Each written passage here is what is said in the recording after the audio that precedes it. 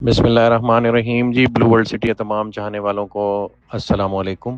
میری آپ سب سے درخواست ہے کہ یہ ایک جو ویڈیو شیئر کی ہے اور اردو میں اسپیشلی اس کو ہم ٹرانسلیٹ کر کے شیئر کر رہے ہیں، یہ اپنے تمام اینڈ یوزرز تک یہ ویڈیو پہنچائیں، اپنے ہر کسٹمر تک یہ ویڈیو پہنچائیں، ہر ریئلٹر تک یہ ویڈیو پہنچائیں، کمپنی کے یا گروپ کے الحمدللہ جو 5-6 ہزار ملازمین ہیں وہ سارے اس ویڈیو کو دیکھیں اور ازبر کر لیں۔ یہ ہے بلو ورلڈ سٹی کا انشاءاللہ فیوچر، یہ ہے پاکستان کا فیوچر، یہ ہے ترقی کی وہ منازل جو اس دنیا میں ہم نے اپنے چینی بھائیوں کو ہم سے پہلے ایفرٹ کر کے اچیو کرتے دیکھا ہے، تو یہ پاکستان بھی کر سکتا ہے اس کے نقش قدم پر چل کر۔ پاکستان الحمدللہ ایک نیوکلیئر سٹیٹ ہے، ایک ملٹری مائٹ ہے جس کی کہ ریکگنیشن پوری دنیا نے الحمدللہ کر لی ہے، اور آنے والے وقت میں آپ صلی اللہ علیہ وسلم کی احادیث کے مطابق اس امت سے، اس قوم سے، اس فوج سے، اس نیوکلیئر سٹیٹ سے جو کام لیا جانا ہے اسلام کی نشات ثانیہ کا، اس میں پاکستان کا ایز اکنامک جائنٹ ہونا بھی بہت ضروری اور اس وقت کا تقاضا ہے۔ اس کو مد نظر رکھتے ہوئے ہم من حیث القوم ایک ایفرٹ شروع کریں اور اپنے زندگی کے ہر شعبے میں، ہر کاروبار کے ہر شعبے میں، چاہے وہ جس بھی فیلڈ سے منسلک ہے، وہ انجینئرنگ سے ہے، وہ ڈاکٹریٹ سے ہے، وہ ڈاکٹر ہے، وہ پبلک سرونٹ ہے، وہ ملٹری کا آفیسر ہے، ہم لوگوں نے ایز اے قوم ایفرٹ کر کے لیڈ کرنا ہے پوری امت کو۔ اللہ پاک نے یہ رول اس امت کو اور ہمارے جو سپہ سالار ہیں، chief of army staff and field marshal Syed Asim Munir صاحب، ان کی سرپرستی میں یہ رول اس قوم کو اللہ پاک نے دے دیا ہوا ہے۔ اوپر والی سیٹوں پہ، نیچے والی سیٹوں پہ کوئی بھی ہو، ایز اے امت، ایز اے قوم ہم نے یہ کام کرنا ہے اور مسلمانوں نے سر اٹھا کے جینا ہے، اور جو اسلام کی نشات ثانیہ اور خلافت کا جو پیشن گوئی آپ صلی اللہ علیہ وسلم نے فرمائی ہے وہ آپ لوگوں نے ہی پوری کرنی ہے، اور وہ صرف جنگ و جدل سے نہیں ہونی، وہ معاشی ترقی بھی اتنی ہی امپورٹنٹ ہے جتنا آپ صلی اللہ علیہ وسلم کی احادیث اور قرآن کے احکامات کے مطابق اپنے آپ کو ایک فزیکل پاور بنانا اور پھر دنیا پہ اس کو ثابت کرنا۔ ایک موقع پہ منجنیق پتھر پھینک رہی تھی اور پتھر پھینکنے والے موقع پہ یہ فرمایا گیا کہ اس پتھر کے پھینکنے میں مسلمانوں کی حیات ہے۔ تو ہم نے اپنی ملٹری مائٹ کو بھی ایٹ بیسٹ ایٹ ڈسپلے رکھنا ہے اور اپنی اکنامک مائٹ کو بھی ڈیولپ کرنا ہے تاکہ ہم کسی اور کے آگے ہاتھ نہ پھیلائیں۔ تو اس ہاتھ نہ پھیلانے والے پروسیس کو ہمارے چینی برادران نے جیسے اپنے ملک میں اچیو کیا، ویسے ہی انہوں نے بلو ورلڈ سٹی کو ایک مثالی شہر سمجھتے ہوئے اسے کمپیریزن کیا ہے ان کے شینزن سٹی سے جو ایک اکنامک ہب بنا، اور وہ کمپیریزن انہوں نے یہاں پہ پیش کیا ہے اور وہ ہم آپ سب سے شیئر کر رہے ہیں تاکہ آپ سب اس سفر میں ہمارا ساتھ دیں۔ دلوں کے حال اللہ پاک جانتا ہے، لیکن بلو ورلڈ سٹی کی تمام مینجمنٹ، چودھری نعیم اجاز صاحب، چودھری ندیم اجاز صاحب، میں از خود اور سرفراز گوندل صاحب، ریار نذیر صاحب، حمزہ عامر صاحب، ارشد اوان صاحب، فرید باجوہ صاحب، سمیع صاحب، سب صرف صبح شام اس تگ و دو میں لگے ہوئے ہیں کہ یہ جو اللہ پاک نے ہمیں خواب دکھایا ہے اور اللہ پاک نے اس کے جو اسباب ہیں اسے اکٹھا کرنے میں ہمارے لیے جو آسانیاں فرمائی ہیں اور یہاں تک کا جو سفر طے کرنے کا موقع دیا ہے، despite all the opposition, despite all the naan cooperation previously from the corridors of power, لیکن اللہ پاک نے پھر بھی یہاں پہ ہمیں اس حد تک پہنچایا، اس مقام پہ اللہ پاک نے ہمیں رکھا کہ اس وقت راولپنڈی اسلام آباد کا سب سے بڑا آن گراؤنڈ جو رقبہ ہے اور ہاؤسنگ پروجیکٹ ہے وہ الحمدللہ بلو ورلڈ سٹی ہے۔ تو بلو ورلڈ سٹی ہمیشہ سے کہتا آیا ہے کہ ہم ایک شہر بنیں گے، اور شہر بننے کے لیے ضروری ہے کہ ہم ایک اکنامک ہب بھی بنیں، اور اسی لیے ہم نے چائنیز کے ساتھ مل کر یہ ڈریگن مال اور انڈسٹریل پارک کی بنیاد رکھنے کا فیصلہ کیا ہے جو کہ اس اکنامک ہب کی انشاءاللہ بنیاد بنے گا۔ یہ سارا پروسیس اس ویڈیو میں سمجھایا گیا ہے، کائنڈلی سب اس کو سنیں اور اس کو ازبر کریں اور پھر ہمارے ساتھ اس جد و جہد میں شریک ہوں۔ جزاک اللہ خیر۔ ہیلو ایوری ون، آج میں بلو ورلڈ سٹی کے تعمیراتی تصورات اور منصوبہ بندی کے بارے میں بات کرنا چاہتا ہوں، کیونکہ پاکستان اس وقت اپنے انٹرنیشنل سیاسی ماحول کے بہترین دور سے گزر رہا ہے، اور یہ اس کی ترقی کے لیے ایک سنہری دور بھی ہے۔ خصوصاً چین اور پاکستان کے تعلقات ایک نئے اور تیز رفتار ترقی کے دور میں داخل ہو چکے ہیں۔ ہم نے پاکستان کے اعداد و شمار کا ایک سادہ موازنہ کیا ہے، چاہے وہ مجموعی قومی پیداوار GDP ہو، فیکس آمدنی ہو یا شہری ترقی کی شرح۔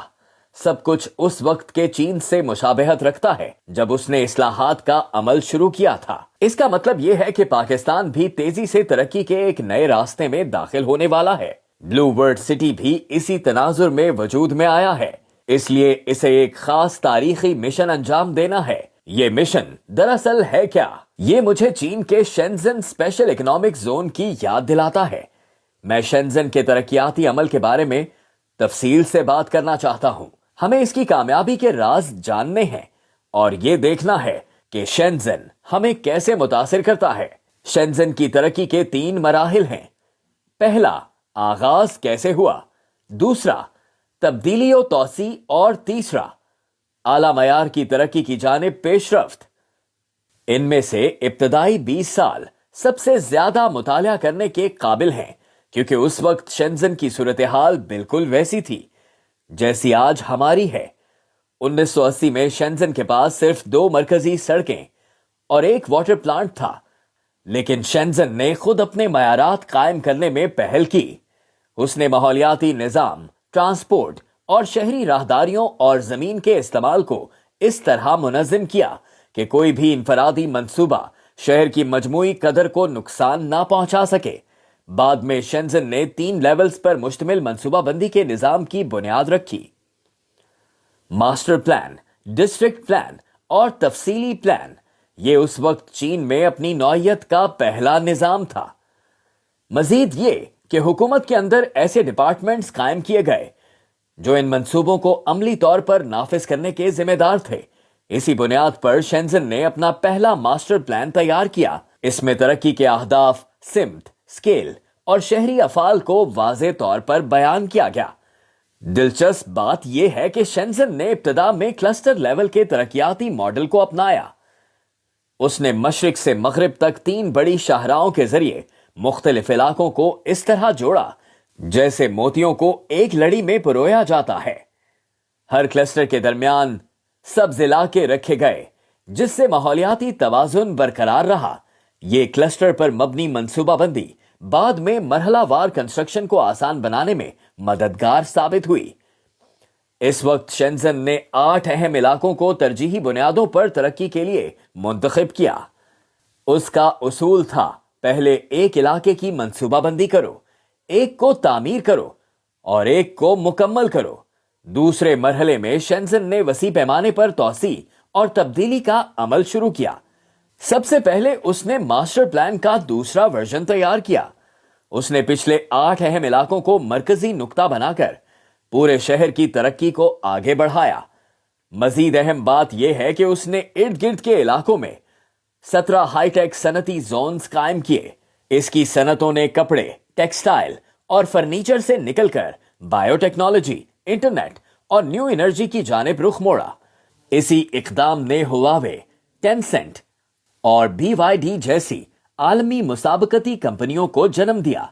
ابتدائی منصوبہ بندی کی بدولت اس وقت تک مرکزی علاقوں کی زمین کی قیمتوں میں زبردست اضافہ ہو چکا تھا۔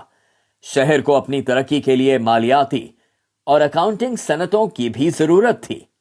چنانچہ دوسرے مرحلے میں شینزن نے مرکزی شہری علاقے کی تعمیر مکمل کی اور شہری ڈھانچے اور صنعتی نظام میں تبدیلی لے آیا۔ تیسرے مرحلے میں شینزن نے انٹرنیشنل میٹروپولیٹن بننے کی جانب سفر شروع کیا۔ اسی دوران انٹرنیشنل ایئرپورٹس، ریلوے اسٹیشنز اور بندرگاہوں سمیت بنیادی ڈھانچے کو جدید بنایا گیا۔ اسی وقت چانگہائی سینٹر، سپر ہیڈ کوارٹرز بیس اور میرین انڈسٹری نیو سٹی جیسے منصوبوں کے ذریعے شینزن نے انٹرنیشنل انڈسٹریل مقابلوں میں حصہ لینا شروع کیا۔ ان 45 سالوں میں شینزن کی زمین کی قیمت میں زبردست اضافہ ہوا۔ مثال کے طور پر رہائشی زمین کی قیمت اپنی ابتدائی قدر سے 310 گنا بڑھ گئی۔ اب اگر ہم بلو ورلڈ سٹی کی طرف واپس آئیں تو جواب واضح ہے۔ بلو ورلڈ سٹی کسی عام علاقے کا نام نہیں، یہ ایک باہمی تعاون کا ماڈل زون ہے جو پاک چین دوستی کی علامت ہے۔ ایک مستقبل کا مثالی شہر جو پاکستان کے بلند اڑان والے عقاب کی علامت ہے، جو 5 ملین سے زیادہ آبادی پر مشتمل عظیم میٹروپولیٹن سٹی ہے اور ایک ایسا خوابوں کا شہر ہے جس کی تمنا پاکستان کا ہر نوجوان کرتا ہے۔ ایسے عظیم تاریخی مشن کے سامنے ہمیں کئی چیلنجز کا سامنا ہو سکتا ہے، مثلاً منصوبہ بندی میں نئے شہر کے تعمیراتی معیارات کیسے طے کیے جائیں، شہر کی شناخت اور پوزیشننگ کیسے متعین کی جائے، اس کے خصوصی فریم ورک کو کس طرح تشکیل دیا جائے اور وسائل کے بہتر اشتراک سے منفرد اقدار کیسے پیدا کی جائیں۔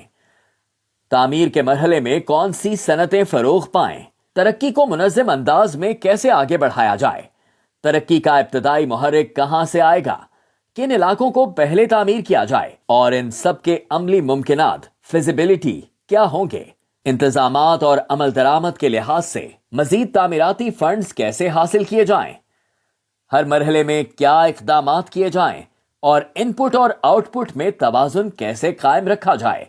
آنے والے وقت میں بہت سا کام باقی ہے جس میں کاروباری ڈھانچے کی منصوبہ بندی، صنعتی ترقی کے ماڈل اور فیزیبلٹی کے انالیسز شامل ہیں۔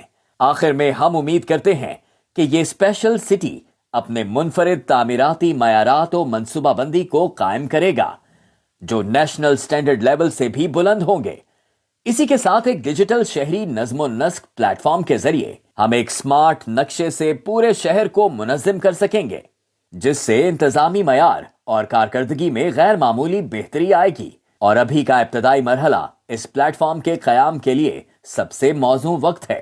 جیسا کہ پاکستان کے عظیم شاعر علامہ محمد اقبال رحمۃ اللہ علیہ نے فرمایا، اسلام کوئی یاد نہیں بلکہ ایک دائمی تحریک ہے، اور بلو ورلڈ سٹی دراصل اس شعر کی عملی تصویر ہے۔